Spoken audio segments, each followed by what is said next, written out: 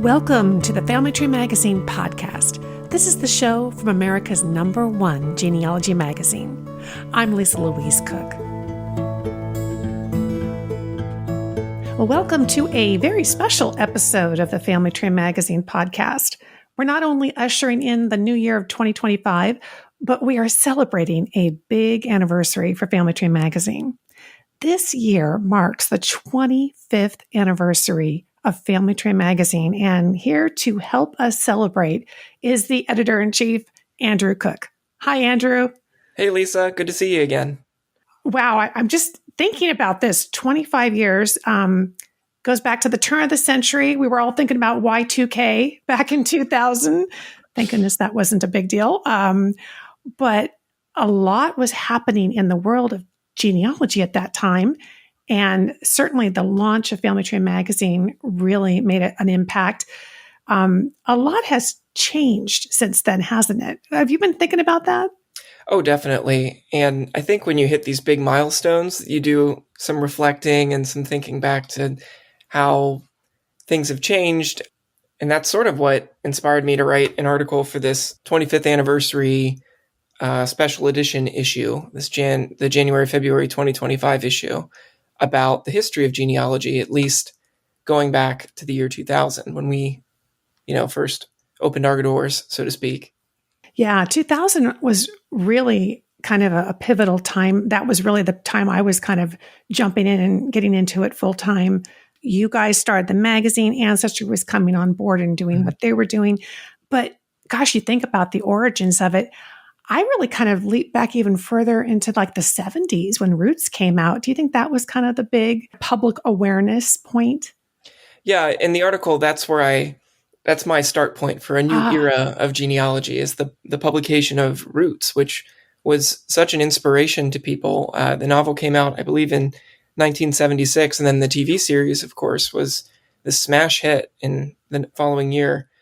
And it not only brought genealogy more into the sort of common space, but it also reminded people that history wasn't just something for the elites, for academic study. We could study our own family history, just everyday people, which I think there was certainly a thread there before, but it sort of hit at this perfect nexus point because you have the publication of Roots and the TV series, and then the next year you have the Apple II computer coming out. And so you have this great interest in family history coinciding with a revolution, really, in computing and technology that's allowing people to do something with that interest. Yeah, I really think that genealogists were some of the earliest adapters to computing, to the internet. I mean, we were seeing, I think, the possibilities and the need to connect with other genealogists. And that all made it possible. You were talking about the computers. GEDCOM was early 90s, right? Yeah. Family Search developed the GEDCOM in 1984. And that allowed family tree data to be more easily shared between different devices. So it became a lot easier for people to prepare their family tree information in a consistent format and share it with other people. And you also had, around that time, the development of some of the first genealogy software. Roots 89 is one that I didn't know personally until I started working on this article. Later became Ultimate Family Tree. But other longtime, well-known genealogy programs like Family Tree Maker also date back to the 80s. And it's been really interesting to see how some have stood the test of time like that, while others, like Family Search's personal ancestral file, have been discontinued, but still definitely left their mark. Yeah, there's been a real evolution. I remember the days of going to the office supply store and looking through the software coming out, and there was always at the bottom shelf, was all the genealogy programs. I think Generations was mine first one. And I loved that one because of the way it was laid out and you kind of flowed up and down your tree. Do you remember the CD-ROMs? I was just cleaning out my closet the other day and I noticed I had a whole stack of them. They used to publish the records that way. Yeah, you even go back into older issues of Family Tree and you see references to such and such on CD. And a modern reader would okay, my computer doesn't even have a CD drive anymore.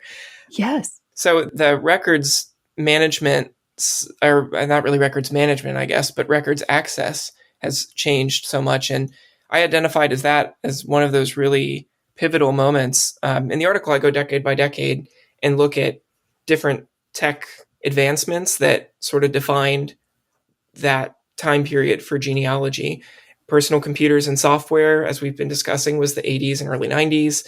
In the late 90s, you start getting wider adoption of the internet. So forums, instant messaging, chat rooms, crowdsourced projects like RootsWeb and US GenWeb. And then, in the early aughts, the 2000s, you have this online records boom.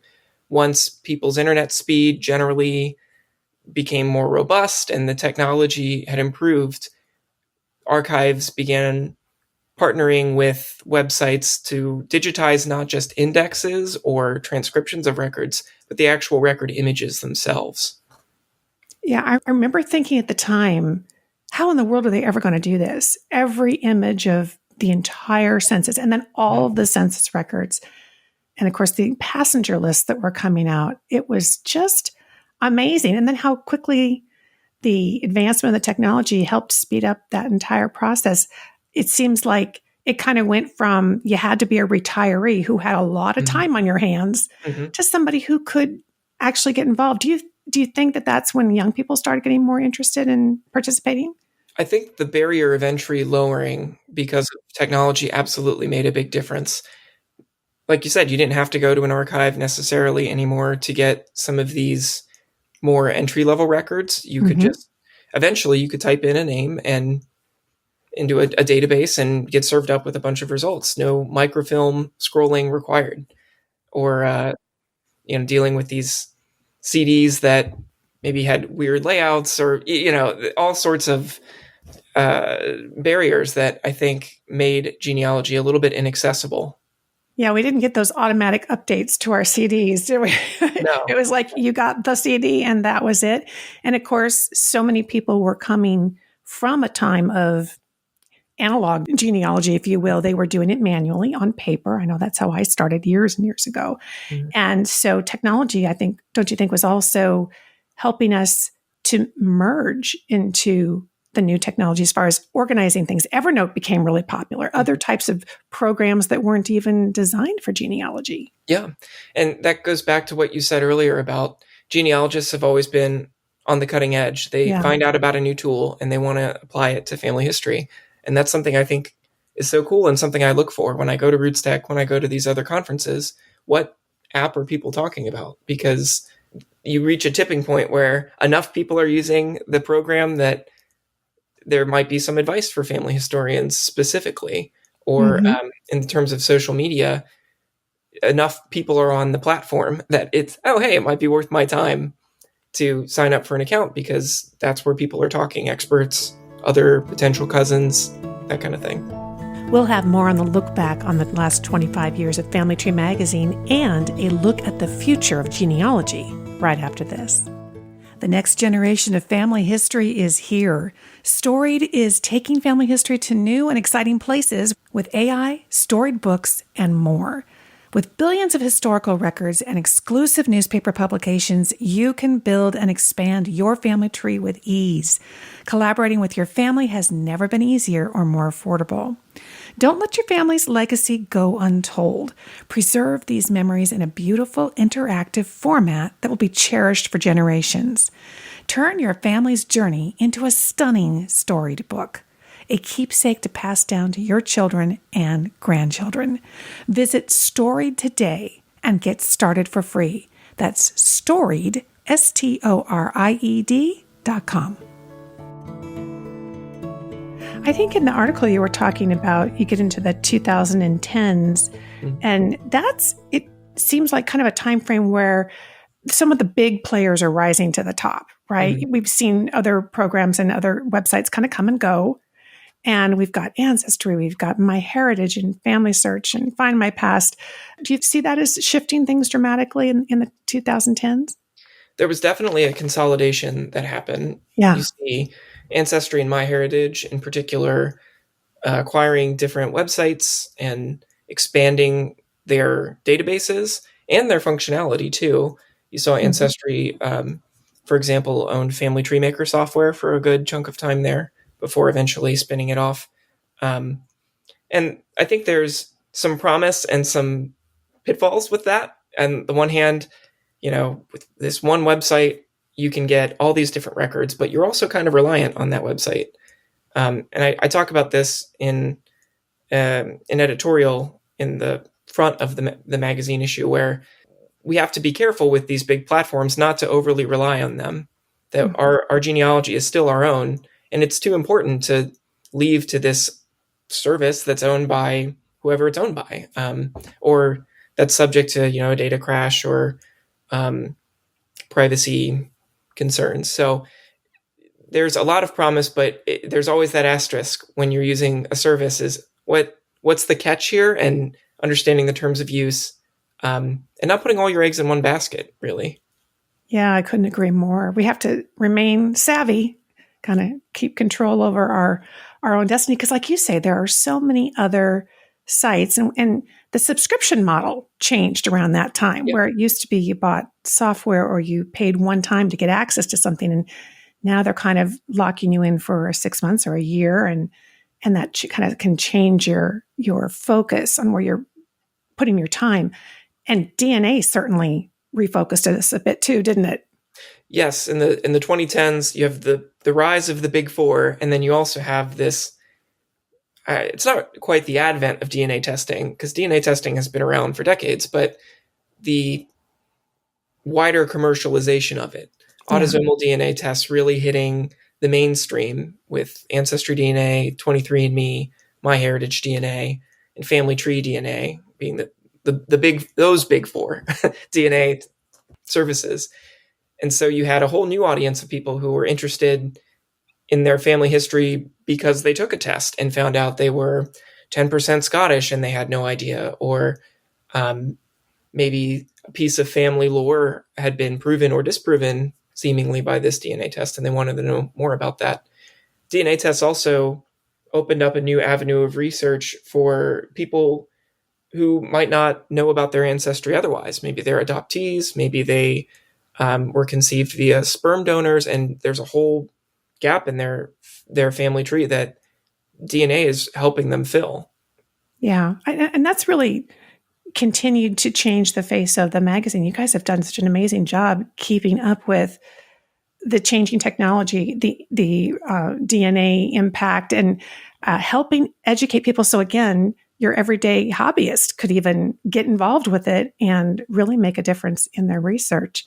The other thing that really strikes me, I think, since the time that the magazine came out, was that, as you said, more and more records are coming online, but also the features of the websites that provide the records.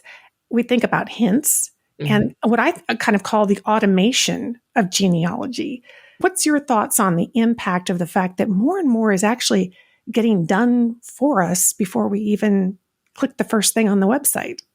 It's another one of those tools that has a lot of potential, but there's the potential drawback of, yes, you can add a lot of information seemingly without having to do anything, or with a click of your mouse or a tap of your phone, but proper genealogy hasn't changed. Yes. That the good research strategies, the principles of solid genealogical research haven't changed, even though the technology has. So still wanting to fact check the information that's served up for you, look at record images yourself when you get served up a hint.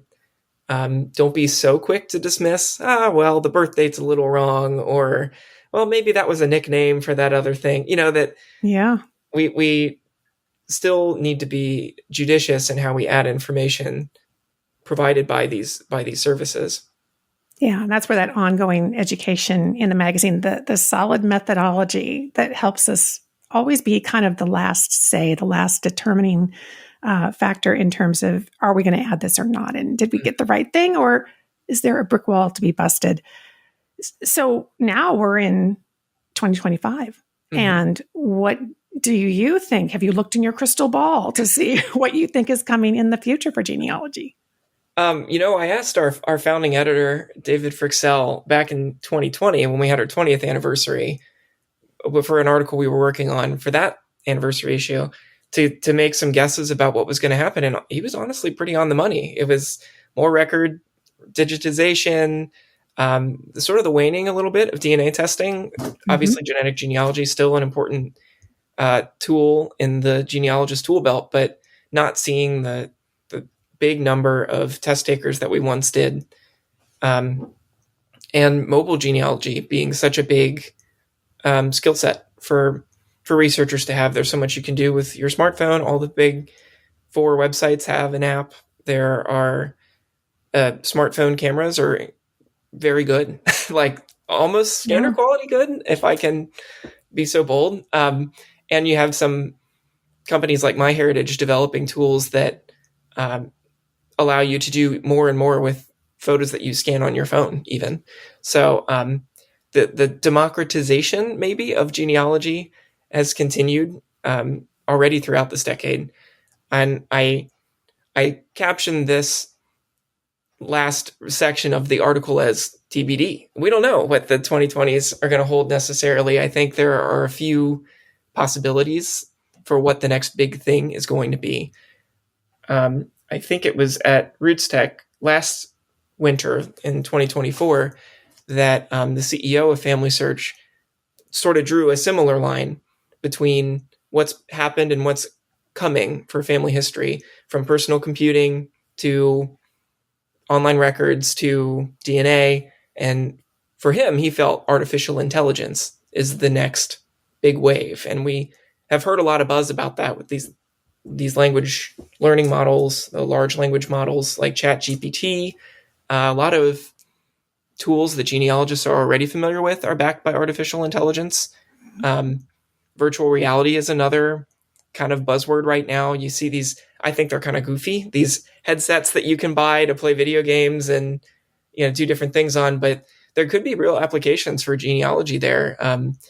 The Virtual Record Treasury of Ireland, for example, is a project that has digitally reconstructed an archive that was destroyed in a fire over 100 years ago.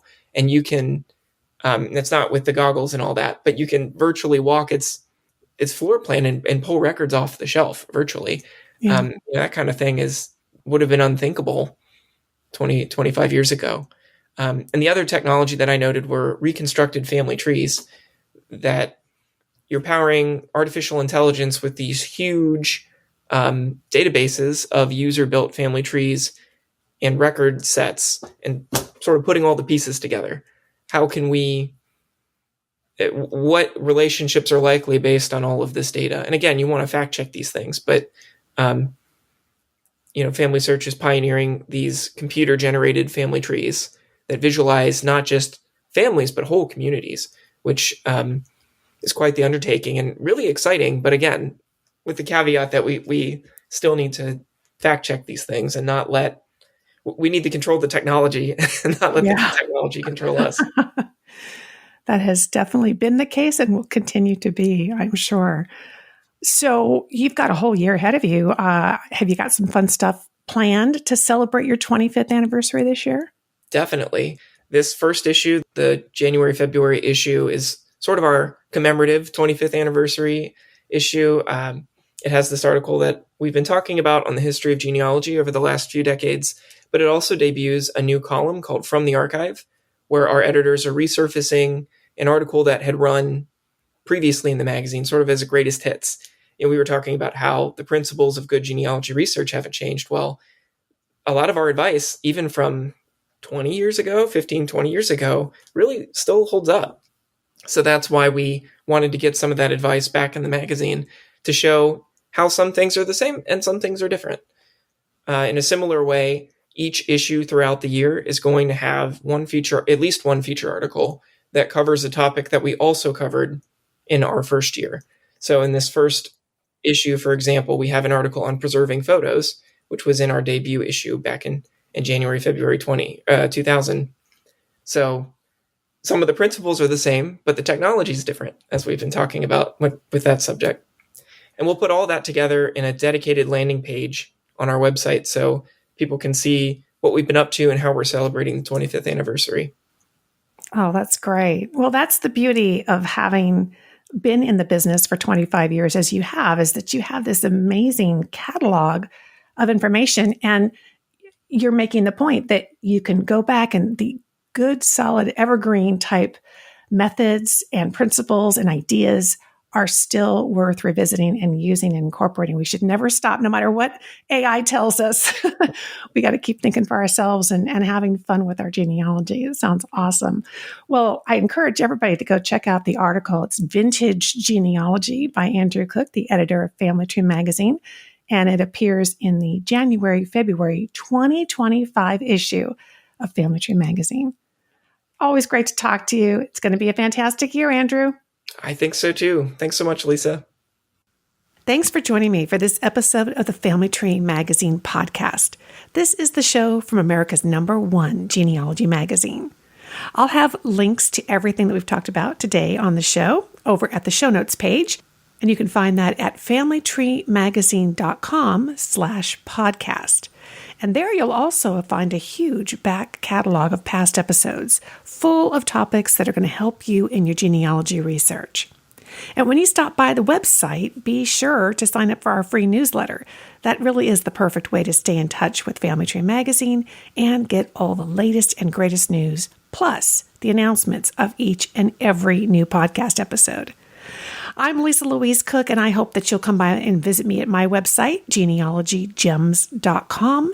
And there you will find the Genealogy Gems podcast and a link over to our Genealogy Gems YouTube channel. So until next time, have fun climbing your family tree.